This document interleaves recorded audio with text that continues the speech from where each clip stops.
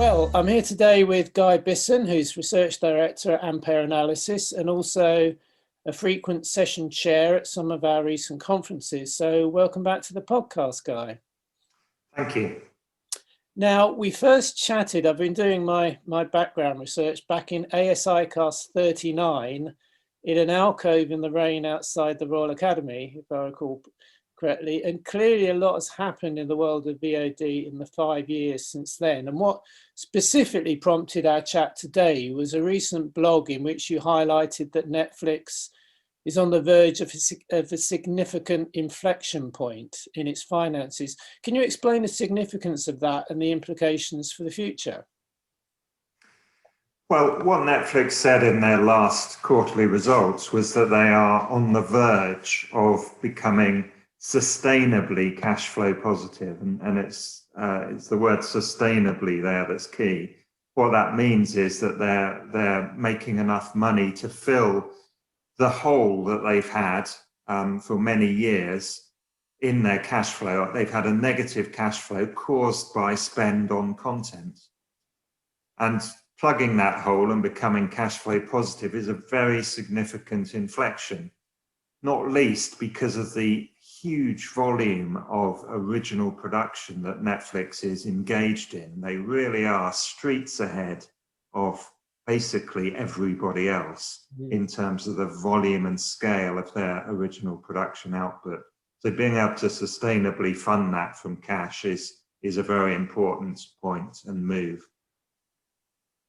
Are there parallels perhaps with, I was thinking back to 10 years ago, reading articles about Amazon, where Amazon investors were starting to get frustrated that despite Amazon's dominance, they weren't making significant money because Bezos was ploughing it all back into development for the future, which, now obviously they are, making money at Amazon is not an issue. Is there, when you get these huge global companies, people are surprised at how much they're willing to go into debt for the long game, that they're actually, in this case, particularly the Netflix case, that huge advantage that they've got in the market. And then when they start making money, they really kick on, which could be quite a scary thought for their rivals. Yeah, I've always said that Netflix is a TV company run like an internet company. And I think that what you've just described is very much the ethos and business model of what we used to call .com companies, but Netflix has applied it very well. And the other thing to remember is that in terms of a television entity, they really are the first, or were the first, truly global television company. And that brought with it, of course, great opportunity, but also unique challenges. One of those unique challenges was rights and access to rights on a global basis. The business just did not work on global licensing. It worked on very geographically limited licensing. And they had to crack that conundrum. And the way that they did that, and are increasingly doing it, is through original production. And that's why this inflection point is so important, because that huge slate of original production gives them access to those global rights and actually works out more cost effective in the long term for them and for their wider strategy. Now, some in the ad industry have always argued that the Netflix model was unsustainable. I seem to remember Martin Sorrell saying this a while back, amongst others, and that an ad model was inevitable, that they'd have to play the traditional game eventually. Does that now seem even less likely, given that they're moving into being self-sustaining? To me, it does, but then it always has done. And I think I've presented at some of your sessions a couple of slides on that very topic. I don't think that they need or should have advertising on the platform, not least for the brand position that they've carved out, which is really more equivalent to a premium television channel. Now, I wouldn't 100% rule out perhaps an alternatively branded or lower access tier ad-supported service from Netflix, but I do think it's unlikely, and especially unlikely now. The market is getting incredibly crowded, as we know. It's not just Netflix and Amazon anymore. It's all of the studios, Disney, NBC, Paramount, all with their own soon-to-be global streaming services. Most of those have an ad-supported tier as well as a premium tier, but I don't see Netflix going down that road. They are, I seem to recall reading in the last couple of weeks, piloting a linear channel called Netflix Direct in France. How does that work? I mean, how does that fit into their strategy? What literally is it? How do people get it? I think there's several things they've done recently that point to a wider strategy. One is that linear channel. One is their random discovery feature, which now allows you to show a random program. And the other is an audio stream for people to listen while not watching.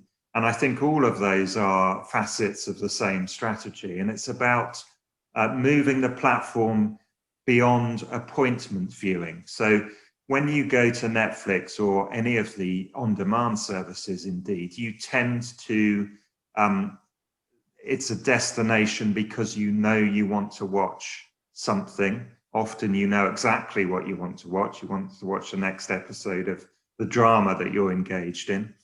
And when we think about the alternative, which is linear TV, that is, watching experience is very different. You tend to switch on the TV and almost have it in the background, and then you get chance discovery of something new. And I think with the volume of viewing that they're now experiencing, partly driven by lockdown and COVID, means that they need to move the whole concept of Netflix beyond appointment to view and into the thing that's just on. It's just what you have on, it's just television. And I think all of those strategies play into that and start to move conceptually Netflix into that space that is filled by linear TV at the moment, of something that's just on.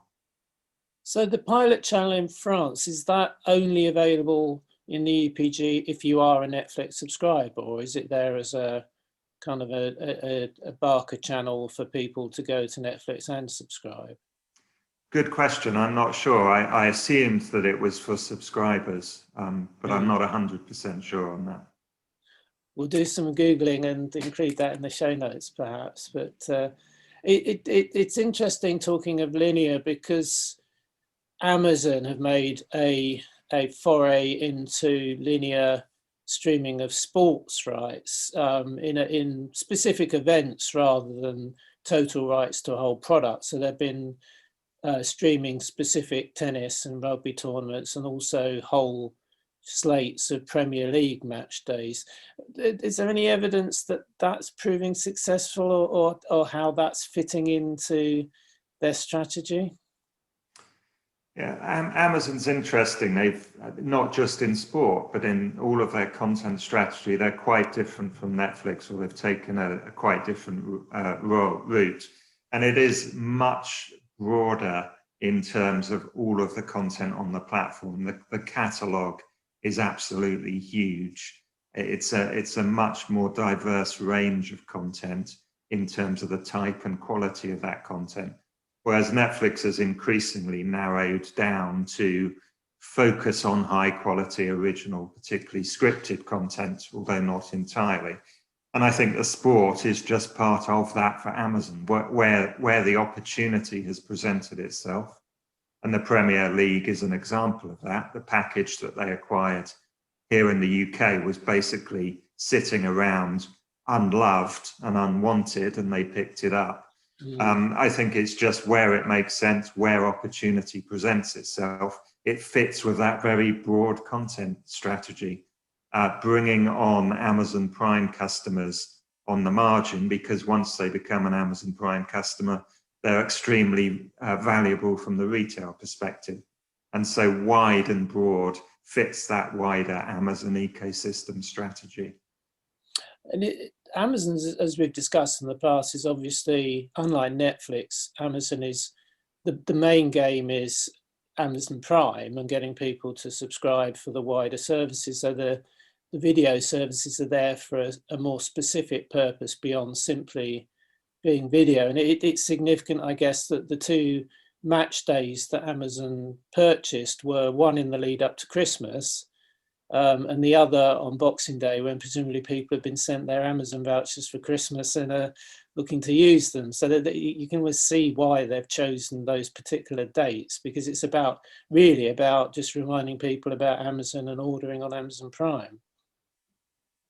Yeah, absolutely. I mean, the Amazon ecosystem is incredible. If you look into it, it's not just on the consumer side, it's on the business to business side as well. So it's telling, I think, that with Jeff Bezos stepping down, the man who's taking over that role is from Amazon Web Services, which of course is the streaming business to business platform that fulfills a lot of the streaming content, technical requirements for Netflix and many others. So it's as an ecosystem, Amazon is an incredible company. Talking of incredible companies, I guess as much in terms of their history in the case of Disney. Now, Disney Plus had a great launch. He almost said despite the pandemic, but it may as much has been because of the pandemic and the audience there was at home waiting for additional content. But any view nearly a year on and how their initial success has been maintained? Do you know how they're doing generally? Well, they've done extremely well. They saturated the younger demographic market very quickly in the States, and they're rolling out pretty rapidly internationally. So that's been a very successful launch for them. They've also got the moving the brand beyond Disney Plus with the Star branding for some of the international rollout, and the potential to expand the demographic interest as well. And talking of ecosystems, in terms of their strategy, they're another example, I guess, of another type of ecosystem, which is a character-driven intellectual property ecosystem of all the studios. They retain and protect that intellectual property, their characters and their movie franchises more than anybody else. And I think that's shown now that they have launched this streaming service in the brand strength of Disney and that how that control has started to pay off. And of course, if you look at a lot of their original productions for that platform, they are feeding off the franchises, the Star Wars and the Marvels and the other properties that they own. Yeah, I mean, in that sense, particularly the Star Wars franchise was a match made in heaven for them, because famously when George Lucas released the first film in '77, he saw ahead and struck an incredible deal on owning the actual merchandising rights at the expense of giving some of the distribution rights, which if you just type the word Baby Yoda into Amazon at the moment, you'll see the extent of how much that product, that franchise is being milked. But I think at the time that was almost laughed at in the industry. Why would you want it's merchandising and toy rights? But of course, with hindsight, it proved to be incredibly lucrative.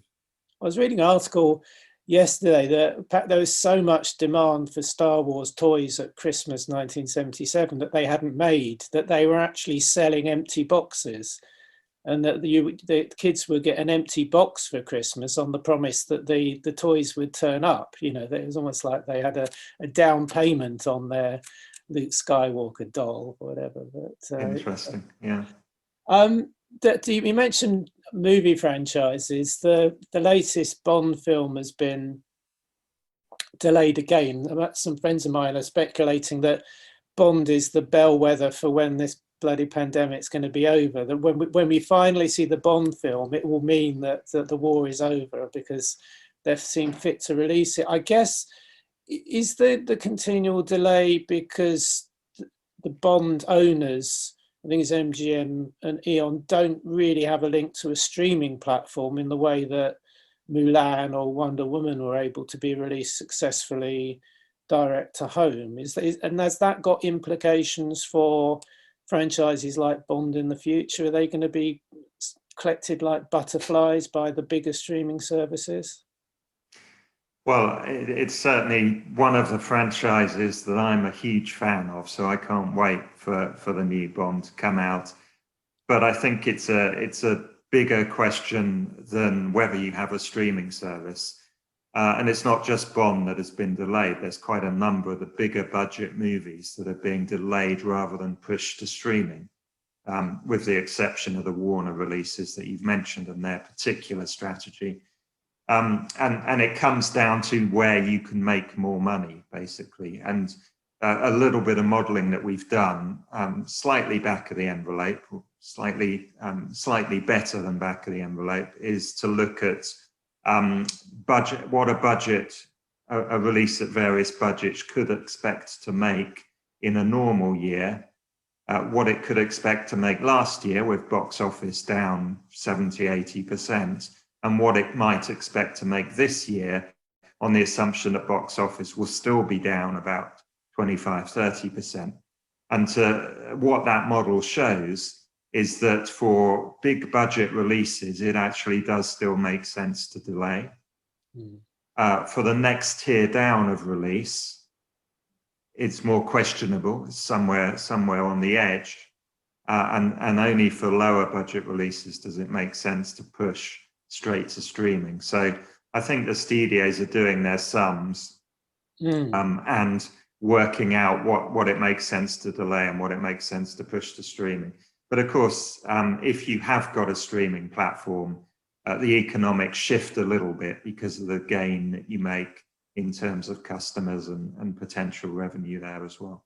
Yeah, I think that's a really interesting point, because I was talking 3-4 years ago to a senior exec in the film industry who, in terms of marketing, and they have been talking about the potential of direct to home release on the same day even back then, and their maths were that you'd probably need to charge about £30 a home for it to be worthwhile if you compare it to the revenue of 2 or 3 family members paying for cinema tickets and popcorn and all that sort of stuff. And in the intervening time, in a world where we're used to paying £8 or £9 a month for pretty much unlimited content, there might be pushback on that. So unless you've actually got a streaming service to promote that you can be the figurehead for, I guess. I mean, Milan, I guess, probably would have been a tier 1 release, but then, you know, its timing was perfect for the launch of a whole new business endeavor.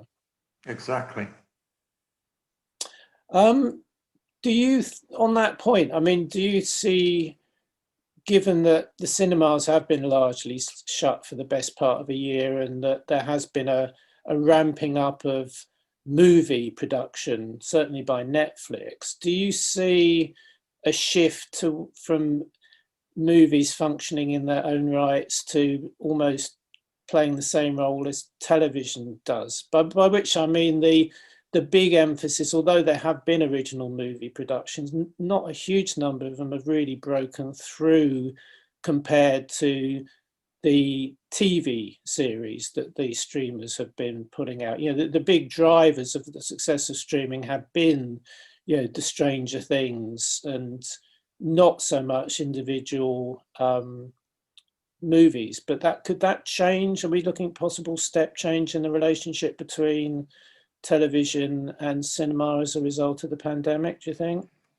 No, I think it's the other way around. There has been a step change in terms of the status of television, and the status of movies has suffered a little bit because of that. So rather than thinking about streamers focusing more on movies because that's the pinnacle, I think it's almost flipped the other way around. And actually, if you look at the economics of the business, and I did this last week as it happens, and you look at the value of different windows, the theatrical window, and this is of global audiovisual revenue, if you like, the theatrical window is about 6% in a normal year.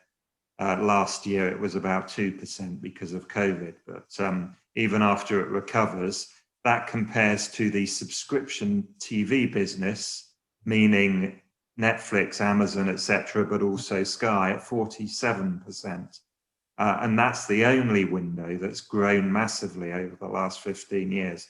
So I think that the economic balance has shifted very significantly, and that's reflected in where content investment is now being made, where the talent is being pulled into, what sort of talent is getting tied up, you know, how the studio or the concept of a studio star system works these days, and also investment in facilities.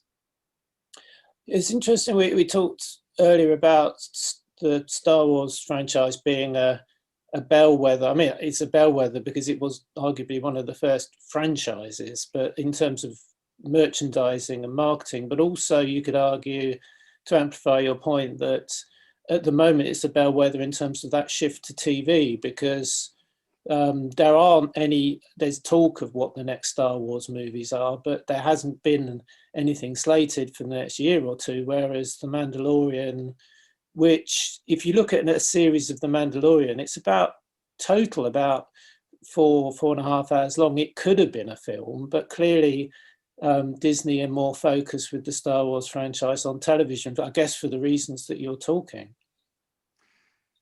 Yeah, absolutely. And as I said, that's very much part of the Disney strategy, is to leverage those franchises, be they movies or characters, and produce original TV content off them. And if you look at the Disney Plus catalog, it's very much populated with TV shows developed off source material within the Disney family. So of all the studios, they're doing that more than most. Finally, as market analysts, I mean, how difficult is it at the moment to separate out the noise of the pandemic crisis and the impact that's having on companies and consumers from the underlying permanent long-term changes in consumer usage and brand strategy? I mean, I'm not asking you to make any future predictions. I'm just intrigued as to how when you're reading through and studying the data that you've got at your fingertips, you're able to separate those two factors. Yeah, it's actually, I think it's actually quite easy. And the reason it's easy is because there was this strange effect that actually the effect of the pandemic, the effect of lockdown, was to accelerate things that were happening anyway. So all of the trends that we talk about related to COVID, with the exception actually of the shutdown of cinemas, which is a uniquely COVID thing, all of the other trends, particularly as they relate to that TV window and audience behavior, were happening anyway. And all COVID did was accelerate them. So it kind of jumped us forward maybe a year or two in where we would have been. But the trends are the same as they would have been, except for cinema. And actually, we think that the theatrical will recover, obviously, once the cinemas can reopen. All the other windows have just accelerated forward a year or two, and the way that consumers engage with streaming has just accelerated forward a year or two. And I think a lot of that accelerated shift will remain in place. So it's not going to retract right back again. It will stay. So there's an element of in media terms, the pandemic pressing something of a fast forward button on things that are already happening. Exactly, and you highlighted it earlier with the way that studios were, and for a long time had wanted to experiment with windows, with window compression between theatrical releases and what they then did with them in later windows, particularly television and on demand. And, you know, cinemas shut across the entire world. I mean, what better opportunity was there to experiment with that theatrical window, which is exactly what they've done. Excellent. Well, thanks for taking the time to speak to us today. It's been fascinating as ever to catch up on what's been going on in the world of SVOD specifically. We'll no doubt be catching up with you again in the future. But in the meantime, thanks for your time, Guy. Thanks, Richard. Always a pleasure.